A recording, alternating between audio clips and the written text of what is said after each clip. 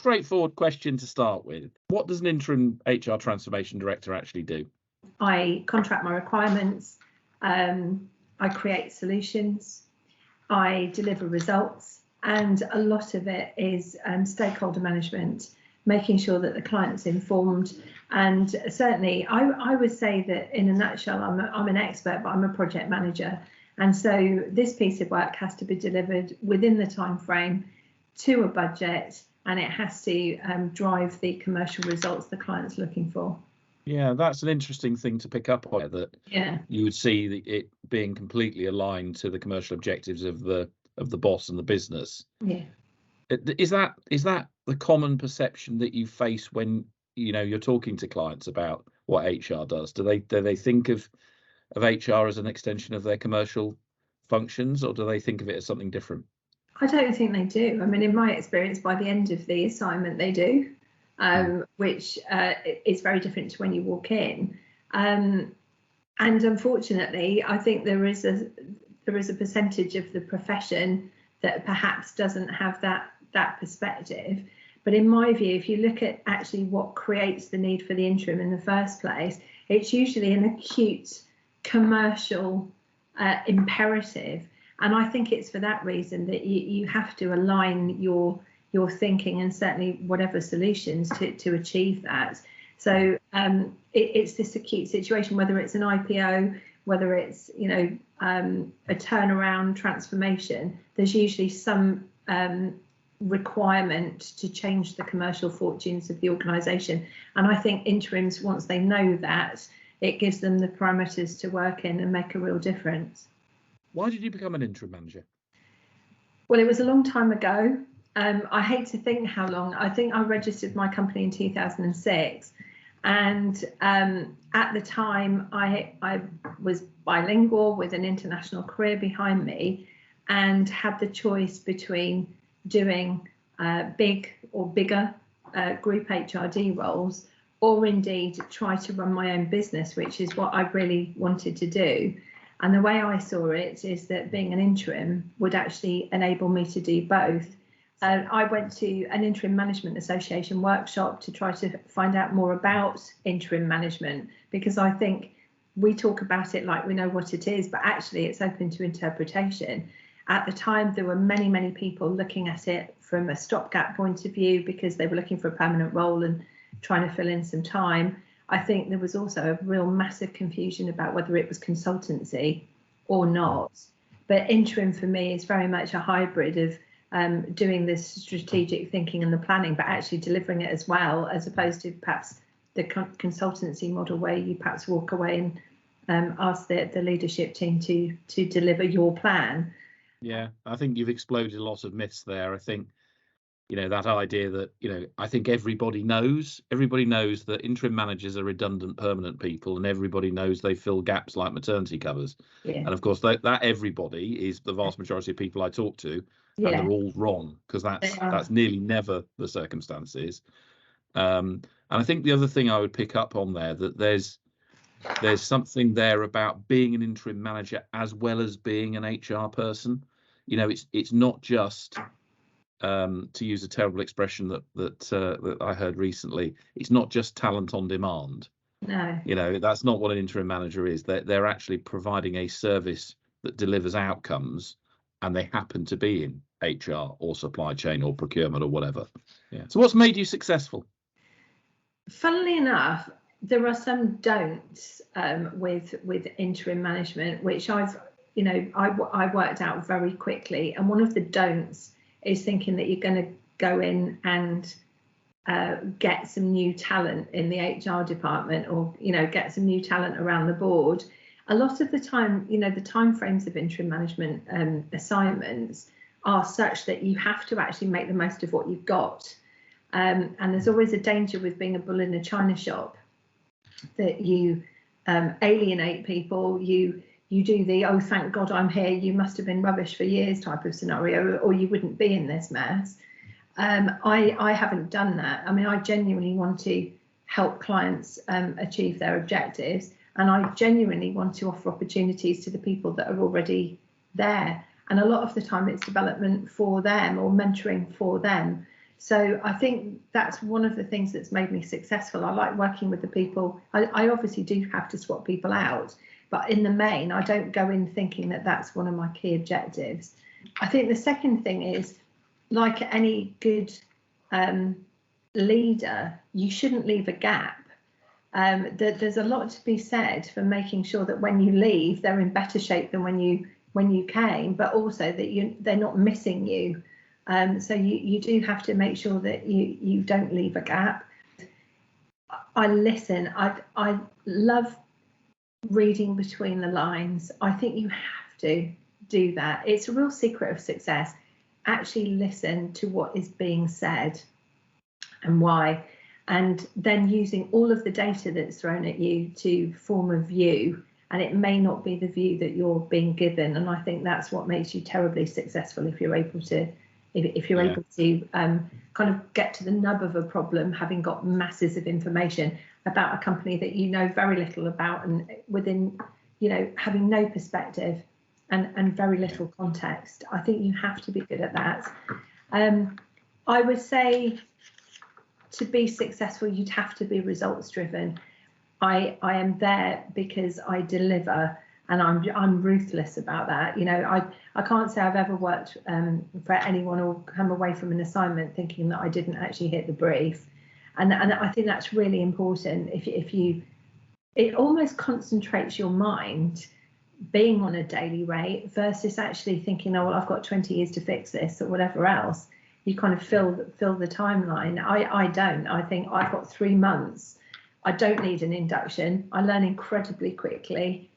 My view is find out what's really going on, contract the requirements, and then get on with it. And I think you have to be really ruthless in that. The other secret of this is probably stakeholder management. If the client's paying that kind of money, again, it's going to want regular updates. It's going to want progress reports. It's going to want really good data. And the honesty, Jean, of what's going right and perhaps what needs some improvement. Yeah, I think that's an important point, that final point, because I think the client is very aware of how much they're paying for you for about the first 2 weeks. Yes. But once you start to establish yourself and start to say and do the right things, they completely forget about it, and so their interest in stakeholder management engagement drops to the floor. But it's really important that the interim maintains that, because otherwise you can get a lack of alignment and you're heading off on different trajectories. And 3 months down the line, where you think you've done an amazing job, the client's querying why you've done certain things, and making sure that they're continuing to talk to you even after the point where they've decided you're the right person, I think is definitely good advice there. The other thing to pick up on is something you mentioned earlier on, which is about being able to needing to take data on very quickly, because most clients will try to do the right things to fix their businesses. They won't deliberately make mistakes and do things wrong in order to get themselves into messes, and often the issue is misdiagnosis. It's I think I've shared this one before. Steve Rutherford's first law of interim management: whatever the client thinks is the problem isn't the problem, and it's always worse. So being able to assimilate and work out what the issues are quickly is fundamental at the start of an assignment. They need to feel supported. They need to feel that somebody's done this before and that they've got a safe pair of hands, and they need to feel that there's an expert in front of them. I mean, I'd like to say that I've come up with creative solutions. That's me as a USP as opposed to what really you need out there. But if there's a problem that I get to hear about, I can always come up with something that solves it. And as you build the rapport, they actually trust you enough to try some of these things, which is great. And you mentioned kind of wanting to drive outcomes and creating value, and that sort of leads into the subject of measurement. And one of the things that the lazy assumptions that are leveled at HR people is, well, HR is difficult to measure because it's doing something else that's not fully commercial. Now, you've already addressed that issue. So what are the things that you would expect to be measured on, or if you were hiring an interim HRD, what would you be measuring in terms of manage their performance? HR is a real interesting one, isn't it, from a measurement point of view? Because if you ask 10 cats, 9 out of 10 cats would say it's recruitment. So if you just look at the five bits of HR, recruitment, most people have a niggle if they've got vacancies. You would absolutely have to be all over where the vacancies were. Have you filled the critical roles? What's the time to fill these roles, and how much is it costing? And where your brand image is in terms of marketing and owning things like Glassdoor or Indeed and those type of things. So from a talent acquisition point of view, if that's going well, you've already got a bit of a head start in terms of credibility. If it's going badly, then most people think HR's not very good. And I think the same could be said about payroll. To a large extent, and this is something I feel absolutely passionate about, HR is virtually invisible until it goes wrong. So you have to make sure your engine room and all of the measurements around that are good. Contracts go out, they don't have spelling mistakes. People are referenced, people are starting in good time. There's effective candidate management and effective onboarding. So from a talent acquisition, there's a whole raft of things. I think from other perspective, if you look at reward, you have to know, certainly at my level, that everything, how you're measured through REMCOM is working for you. You have to know about your STIP, your LTIP, where you are with bonuses and incentives, where you are with terms and conditions in the market, and so on. And that's one way of measuring the effectiveness of a very sort of high level CPO or HRD. I think the third thing, and I think it's part of HR, but it's not everywhere, is how effective your internal communication is. And you can measure that with employee engagement surveys or these pulse surveys and these two-way communication tools that you can get through Teams, Glint, Office Vibe, that type of thing. That's a real great measurement. I think it's a temperature check about how people feel that they're being treated, and all of the things around that, how their queries are being dealt with, or how effective the shared service is. I think you can get a lot through those kind of engagement surveys.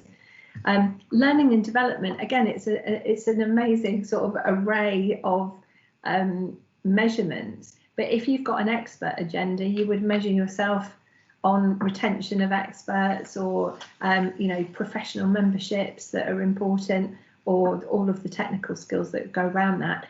And a lot of companies now, they use mandatory training as a gate to whether they pay bonus or not. So that's another way of looking at your effectiveness if you're managing L&D, and not all HR people do. And then the other space is in employee relations. You've got all kinds of things there, numbers of disciplinaries, grievances, the like. Those are the kind of things that, again, give you a temperature check. If 40% of your grievances are coming in and they're based on discrimination, there are things that you would need to fix from an education point of view, or whatever it is. So what I want to know about is what are the key current themes in HR, but what I'm most interested in is not what you HR folks talk to other HR folks about and what's in the HR magazine each month. It's more about what are the agendas of chief people officers and HRDs in terms of their conversations with both their exco colleagues and their CEO boss, and indeed the boards of the non-executive boards in the businesses they work in. So what are the themes and current areas of discussion that are most important? Do you know, I think I'd probably distill a lot of it into two words, which is the future. The post-COVID reality means that the future of work might look very different to even how it is now. And we keep going through conversations about hybrid working, flexible working, and future working practices, and they keep going in and out of fashion. So we said, let's close the offices and have remote working. Now we're saying, okay, hybrid might be the happy medium, but then there's an awful lot of organisations at the moment saying, actually, we want you to walk back to the office and virtually be based there. So I think there's a massive dialogue about future working practices. Now you could say, so what? Because I like to apply that to everything. The so what is that during COVID we had the Great Resignation, and now there is a massive need to engage people to the extent that talent is retained, because there's not an awful lot of talent out there to replace it potentially. And I think that this is where there's a real knife edge, and these are all the discussions at the moment, that if you or I were offered a job and it was 100% in the office and we both said no, then we might have an issue with being able to attract one of us. And it's the same that if we say to people they were very happy working remotely or indeed hybrid working, you actually need to come back to the office, and they leave, then you've got all kinds of gaps appearing, some in critical roles. So I do think that the future of work is what people are talking about, future working practices, and also how that applies to the different generations. People are starting to think further than, can I work in my own kitchen, to actually, provided the time zone isn't massively different, could I actually work in a different country? And you get into all kinds of, worldwide tax kind of situations, but that to one side, that is a massive way of reaching people. And, if you're looking at rare skills and you're based in Hull, and you know that the skills are based in London, they're not going to move to Hull. So therefore, one of the, the reasons for doing this kind of remote working is so that you can actually attract the skills. The slight downside to that is you might have to pay slightly more on a London premium, but fundamentally you save on the real estate. So your question is, what are CEOs and CPOs talking about? One of them has to be how many jobs will be substituted for AI at some point. And you can see that right through call centres at the moment. And if the people aren't present and it's not seen as a value add to have this humanity and sort of people skills, then you're just one step off replacing those people, I think, with artificial intelligence as much as anything. Sure. One of the things that slightly, I read something recently, slightly surprised me, that the Institute of Interim Management, the IIM, conduct a survey each year, and they think that about 30% of all interim managers are women. Now, my personal gut feel is that might be because they have a much broader measuring of what an interim manager is than I might and you might. Yeah. Does that statistic surprise you? Do you think that 30% of all interim managers are women? It doesn't surprise me in the slightest. And I think whether I'm an interim leader or whether I'm a permanent leader, I know that I'm in the minority because I'm a woman. And if you look at some of the statistics, and I took the liberty of kind of looking some of these up, in the FTSE 250 today, 39% of directors are women. 4% of the FTSE 350 are CEOs. And what's really interesting, I think, is that 91% of the 413 women on FTSE 100 boards are NEDs, and only 9% are executive.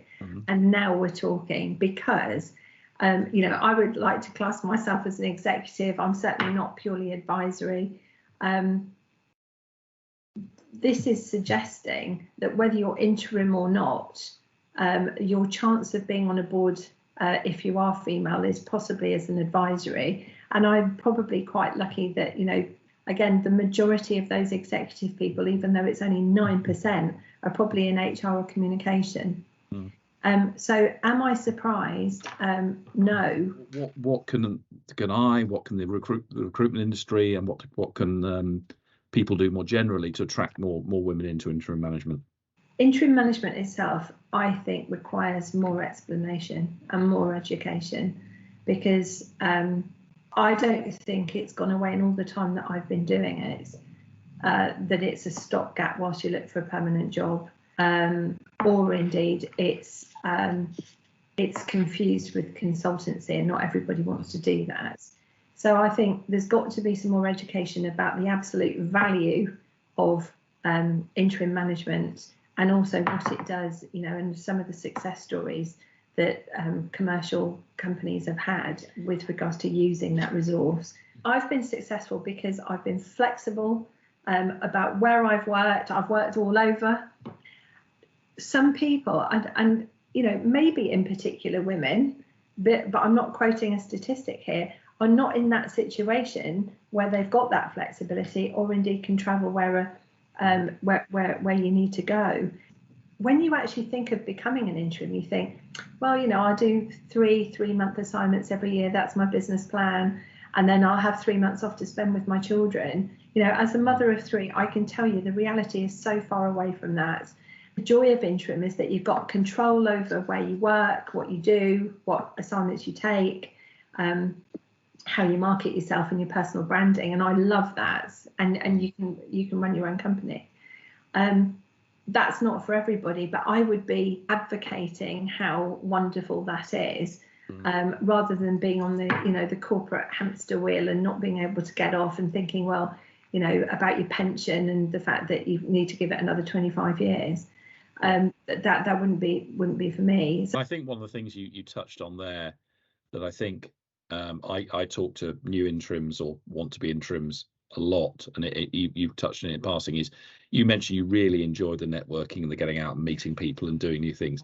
That is the bit that most people completely neglect in their thinking about becoming an interim manager, because the job is hard when you're on assignment and you've got deadlines to meet and unrealistic expectations from your client, and you've got a big number on your back that you need to justify. But it's even harder if you're an HR person or a procurement person or a supply chain person who's probably never had to sell, in inverted commas, apart from an interview. And suddenly that part of the job, you know, I asked you the question earlier on, what makes you successful? Well, actually, one way of measuring how successful you are as an interim is how many gigs you've done and how small the gaps are. Yeah. But that's the bit that is, for a lot of people, the most intimidating. And actually, it's often the reason why people decide it's not for them, because they don't like the uncertainty and they don't perceive themselves as being natural salespeople, natural networkers. And if you can't fake it until you become more natural at it, you're never going to make it. So final question, and it won't be topical by the time this hits LinkedIn, but I'll ask it anyway. It's World Book Day today, obviously, as you probably know. So what's the last book you read, and was it any good? Oh my goodness, Shadow of the Wind by Carlos Ruiz Zafón was the last book. It was absolutely fantastic. Everybody should read it, and it's based in Barcelona back in Franco's days. Well, thank you very much for that, and thank you very much for talking to us, Penny. It's been really useful and informative. Thank you. Thank you. Pleasure.